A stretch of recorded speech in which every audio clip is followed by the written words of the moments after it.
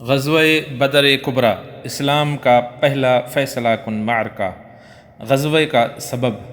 غزوہ عشیرہ کے ذکر میں ہم بتا چکے ہیں کہ قریش کا ایک قافلہ مکے سے شام جاتے ہوئے نبی صلی اللہ علیہ وسلم کی گرفت سے بچ نکلا۔ یہی قافلہ جب شام سے پلٹ کر مکہ واپس آنے والا تھا تو نبی کریم صلی اللہ علیہ وآلہ وسلم نے طلحہ بن عبید اللہ اور سعید بن زید کو اس کے حالات کا پتہ لگانے کے لیے شمال کی جانب روانہ فرمایا۔ یہ دونوں صحابی مقام حورا تک تشریف لے گئے اور وہیں ٹھہرے رہے۔ جب ابو سفیان قافلہ لے کر وہاں سے گزرا تو یہ نہایت تیز رفتاری سے مدینے پلٹے اور رسول اللہ صلی اللہ علیہ وآلہ وسلم کو اس کی اطلاع دی۔ اس قافلے میں اہل مکہ کی بڑی دولت تھی، یعنی 1000 اونٹ تھے جن پر کم از کم 50,000 دینار 262 کلو سونے کی مالیت کا ساز و سامان بار کیا ہوا تھا۔ درحال اس کی حفاظت کے لیے صرف 40 آدمی تھے۔ اہل مدینہ کے لیے یہ بڑا زرین موقع تھا، جبکہ اہل مکہ کے لیے اس مال فراواں سے محرومی بڑی زبردست فوجی، سیاسی اور اقتصادی مار کی حیثیت رکھتی تھی۔ اس لیے رسول اللہ صلی اللہ علیہ وآلہ وسلم نے مسلمانوں کے اندر اعلان فرمایا کہ یہ قریش کا قافلہ مال اور دولت لیے چلا آ رہا ہے، اس کے لیے نکل پڑو، ہو سکتا ہے اللہ تعالیٰ اسے بطور غنیمت تمہارے حوالے کر دے۔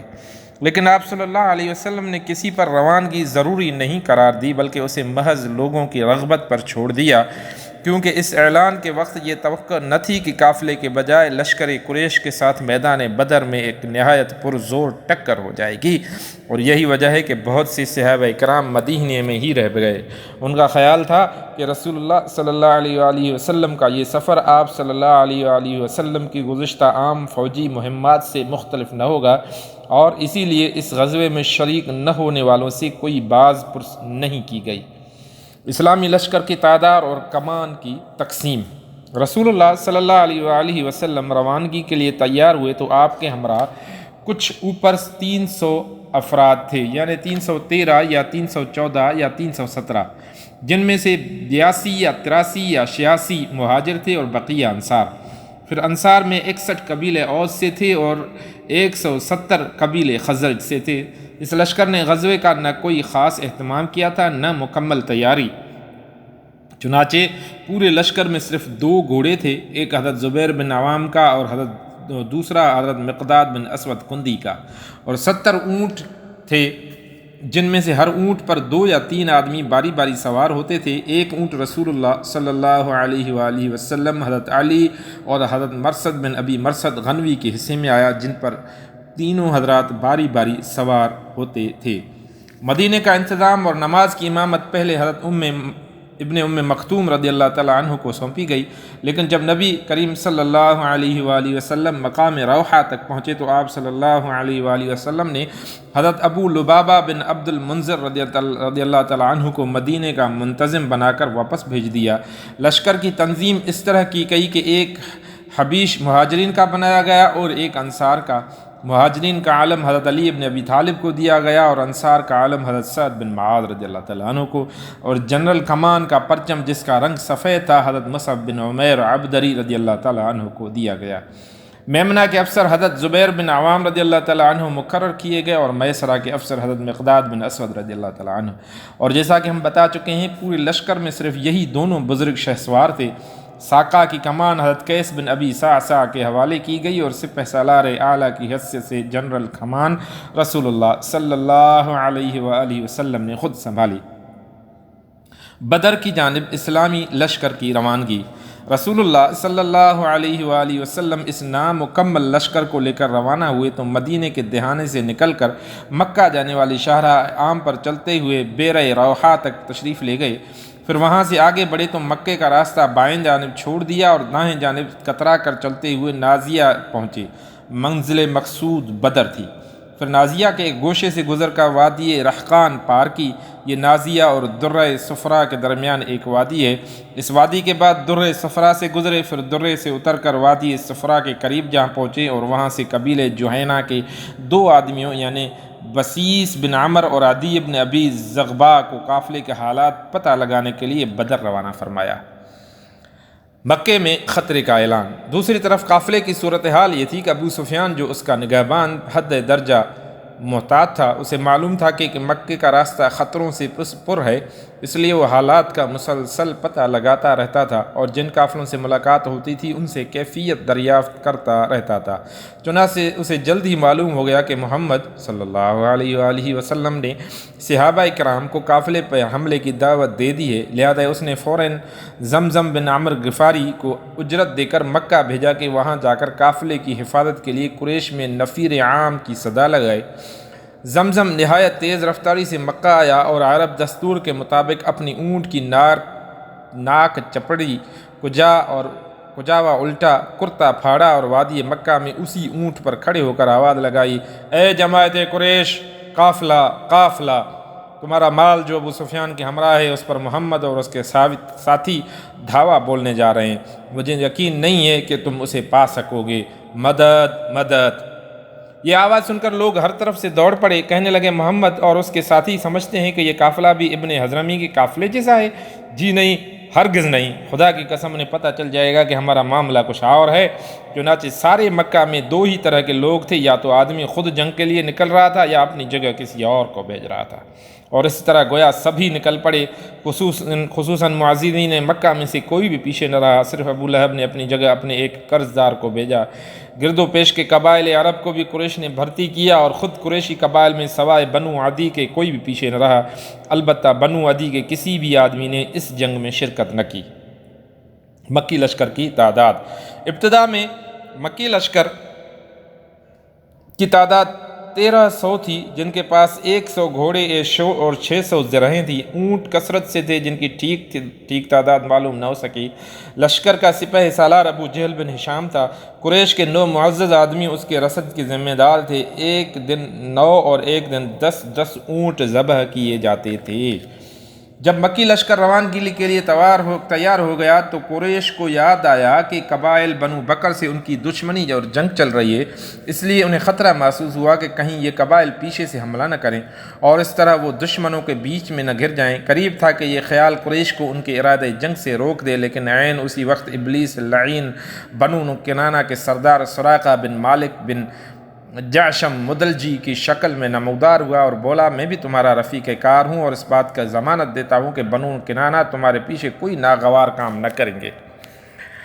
اس ضمانت کے بعد اہل مکہ اپنے گھروں سے نکل پڑے اور جیسا کہ اللہ کا ارشاد ہے، اتراتے ہوئے، لوگوں کو اپنی شان دکھاتے ہوئے اور اللہ کی راہ سے روکتے ہوئے مدینہ کی جانب روانہ ہوئے۔ جیسا کہ رسول اللہ صلی اللہ علیہ وآلہ وسلم کا ارشاد ہے، اپنی دھارا اور ہتھیار لے کر اللہ سے خار کھاتے ہوئے اور اس کے رسول صلی اللہ علیہ وآلہ وسلم سے خار کھاتے ہوئے، جوش انتقام سے چور اور جذبہ حمیت اور غضب سے مخمور، اس پر کچکچاتے ہوئے کہ رسول اللہ اور آپ صلی اللہ علیہ وآلہ وسلم کے صحابہ نے اہل مکہ کے قافلوں پر آنکھ اٹھانے کی جرت کیسے کی۔ بہرحال یہ لوگ نہایت تیز رفتاری سے شمال کے رخ پر بدر کی جانب چلے جا رہے تھے کہ وادی عصفان اور قدید سے گزر کر جحفہ پہنچے تو ابو سفیان کے ایک نیا پیغام موصول ہوا، جس میں کہا گیا تھا کہ آپ لوگ اپنے قافلے، اپنے آدمیوں اور اپنے ماموال کی حفاظت کی غرض سے نکلے ہیں، اور چونکہ اللہ نے ان سب کو بچا لیا ہے لہذا اب واپس چلے جائیں۔ ابو سفیان کے بچ نکلنے کی یہ تفصیل یہ ہے کہ وہ شام سے کاروانی شاہراہ پر چلا تو آ رہا تھا، لیکن مسلسل چوکنا اور بیدار تھا۔ اس نے اپنی ہم فراہمی اطلاعات کی کوششیں بھی دو چند کر رکھی تھی۔ جب وہ بدر کے قریب پہنچا تو خود قافلے سے آگے جا کر مجدی بن عمر سے ملاقات کی اور اس سے لشکر مدینہ کے بابت دریافت کیا۔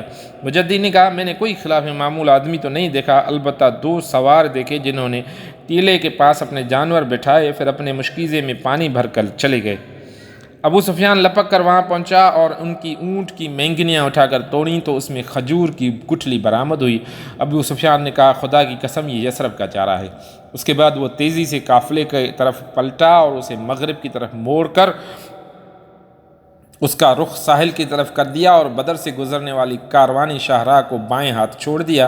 اس طرح قافلے کو مدنی لشکر کے قبضے میں جانے سے بچا لیا اور فوراً ہی مکی لشکر کو اپنے بچ نکلنے کی اطلاع دیتے ہوئے اسے واپس جانے کا پیغام دیا، جو اسے جحفہ میں موصول ہوا۔ مکی لشکر کا ارادہ واپسی اور باہمی پھوٹ۔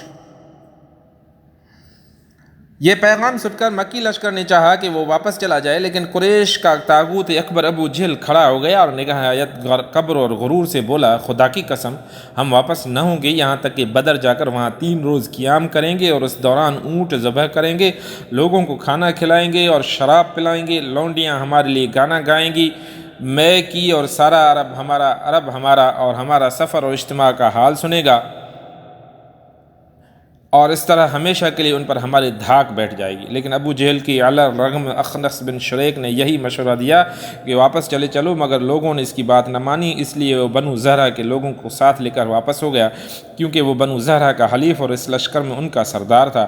بنو زہرہ کی کل تعداد کوئی 300 تھی اور ان کا کوئی بھی آدمی جنگ بدر میں حاضر نہ ہوا۔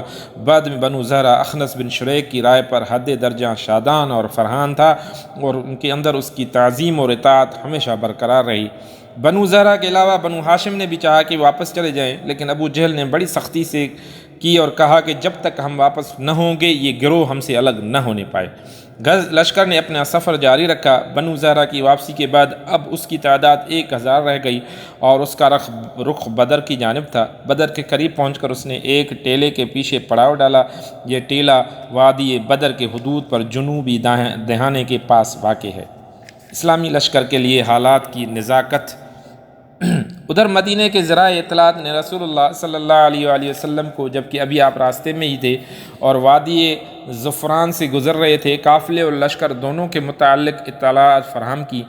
آپ نے ان اطلاعات کا گہرائی سے جائزہ لینے کے بعد یقین کر لیا کہ اب ایک خون ریز ٹکراؤ کا وقت آ گیا ہے اور ایک ایسا اقدام ناگزیر ہے جو شجاعت اور بصالت اور جرت اور جسارت پر مبنی ہو، کیونکہ یہ بات قطعی تھی کہ اگر مکی لشکر کو اس علاقے میں یوں ہی دندناتا ہوا پھرنے دیا جاتا تو اس سے قریش کی فوجی ساکھ کو بڑی قوت پہنچ جاتی اور ان کی سیاسی بالادستی کا دائرہ دور تک پھیل جاتا، مسلمانوں کی آواز دب کر کمزور ہو جاتی اور اس کے بعد اسلامی دعوت ایک بے روح ڈھانچے سمجھ کر اس علاقے کا ہر کس و ناقص جو اپنے سینے میں اسلام کے خلاف کینہ اور عداوت رکھتا تھا شرپرآمدہ ہو جاتا۔ پھر ان سب باتوں کے علاوہ آخر اس کی کیا ضمانت تھی کہ مکی لشکر مدینہ کی جانب پیش قدمی نہیں کرے گا اور اس مارکے کو مدینہ کے 4 دیواری تک منتقل کر کے مسلمانوں کو ان کے گھروں میں گھس کر تباہ کرنے کی جرت اور کوشش نہیں کرے گا۔ جی ہاں، اگر مدنی لشکر کی جانب سے ذرا بھی گریز کیا جاتا تو یہ سب کچھ ممکن تھا، اور اگر ایسا نہ بھی ہوتا تو مسلمانوں کی ہیبت اور شہرت پر تو بہرحال اس کا نہایت برا اثر پڑتا۔ مجلس شورا کا اجتماع۔ حالات اس اچانک اور پرخطر تبدیلی کے پیش نظر رسول اللہ صلی اللہ علیہ وآلہ وسلم نے ایک اعلیٰ فوجی مجلس شورا منعقد کی، جس میں درپیش صورتحال کا تذکرہ فرمایا اور کمانڈروں اور عام فوجیوں سے تبادلہ خیالات کیا۔ اس موقع پر ایک گروہ خون ریز ٹکراؤ کا نام سن کر کانپ اٹھا اور اس کا دل لرزنے لگا اور دھڑکنے لگا۔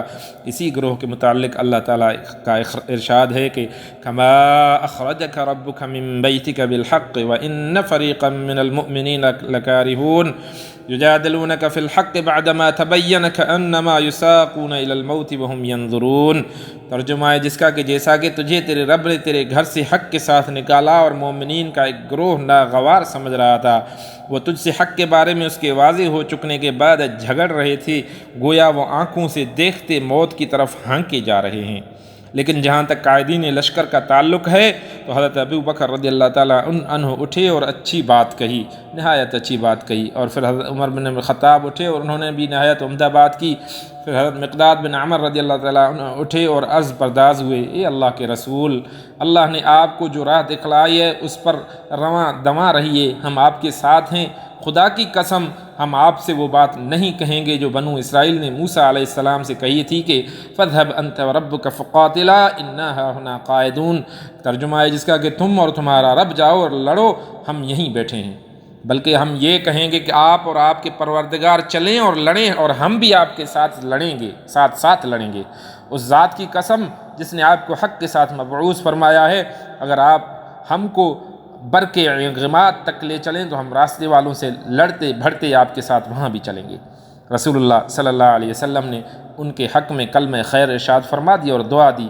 یہ تینوں کمانڈر مہاجرین سے تھے جن کی تعداد لشکر میں کم تھی۔ رسول اللہ صلی اللہ علیہ وآلہ وسلم کی خواہش تھی کہ انصار کی رائے معلوم کریں، کیونکہ وہی لشکر میں اکثریت رکھتے تھے اور مارکے کا اصل بوجھ انہی کے شانوں پر پڑتا تھا۔ درحالیک بیعت عقبہ کے روح سے ان پر لازم نہ تھا کہ مدینے سے باہر نکل کر جنگ کریں، اس لیے آپ نے مذکورہ تینوں حضرات کی باتیں سننے کے بعد فرمایا، لوگو مجھے مشورہ دو۔ مقصود انصار تھے اور یہ بات انصار کے ایک کمانڈر اور علمبردار حضرت سعد بن معاذ نے بھانپ لی۔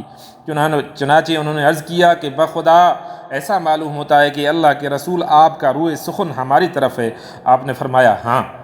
انہوں نے کہا ہم تو آپ پر ایمان لائے ہیں، آپ کی تصدیق کی ہے اور یہ گواہی دی ہے کہ آپ جو کچھ لے کر آئے ہیں سب حق ہے، اور اس پر ہم نے آپ کو اپنی سمع اور طاعت کا عہد اور میثاق دیا ہے، لہذا اے اللہ کے رسول آپ کا جو ارادہ ہے اس کے لیے پیش قدمی فرمائیے۔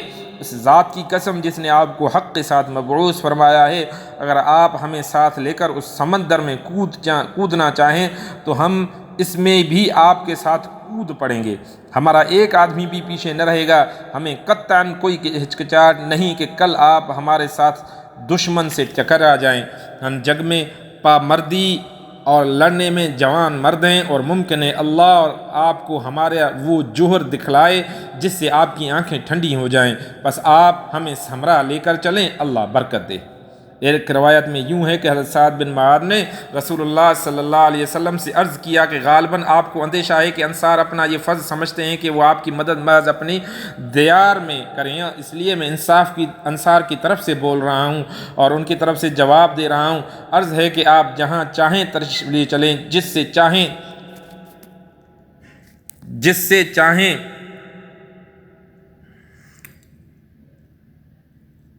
عرض ہے کہ آپ جہاں چاہیں تشریف لے چلیں، جس سے چاہیں تعلق استوار کریں اور جس سے چاہیں تعلق کاٹ لیں، ہمارے مال میں سے جو چاہے لے لیں، جو چاہے دے دیں، اور جو آپ لے لیں گے وہ ہمارے نزدیک اس سے زیادہ پسندیدہ ہوگا جسے آپ چھوڑ دیں گے، اور اس معاملے میں آپ کا جو بھی فیصلہ ہوگا ہمارا فیصلہ بہرحال اس کے تابع ہوگا۔